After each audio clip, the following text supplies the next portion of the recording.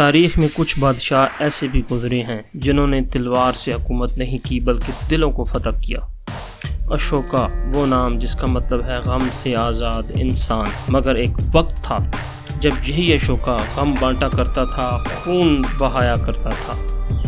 چندر گپت موریہ کا پوتا اور بندوسار کا بیٹا اشوکا بچپن سے ہی برہم جنگجو تھا، جنگوں میں پلا، سازشوں میں جوان ہوا۔ جب تخت ملا تو اشوکا نے وہ کیا جو کوئی سوچ بھی نہ سکا۔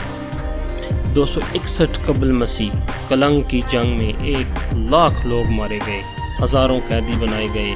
اشوکا نے سب کچھ دیکھا، لاشیں، چیخیں، بچوں کے سہمے چہرے، اور اس دن ایک شہنشاہ اندر سے ٹوٹ گیا۔ لاشوں کے درمیان بیٹھا اشوکا توبہ کرنے لگا۔ وہ اب فتح سے نہیں، امن سے جینا چاہتا تھا۔ اس نے بدھ مت قبول کیا اور اس نے عہد کیا کہ اب تلوار سے نہیں، رحم سے راج کرے گا۔ اشوکا نے وہ بادشاہی کی جو دلوں کو تسخیر کرتی ہے۔ اس نے اسپتال بنوائے، کنویں کھدوائے، سچ بولنے، رحم کرنے اور سب کا احترام کرنے کا پیغام دیا۔ وہ پہلا بادشاہ تھا جس نے جانوروں کے حقوق بھی لکھوائے۔ اپنی زندگی کے آخر میں اشوکا نے سب کچھ چھوڑ دیا۔ شہنشاہ اشوکا، صرف اشوکا رہ گیا، اور شاید یہی اس کی اصل جیت تھی۔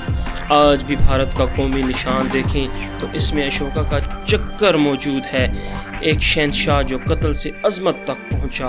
اشوکا واقعہ عظیم تھا کیونکہ وہ بدل گیا۔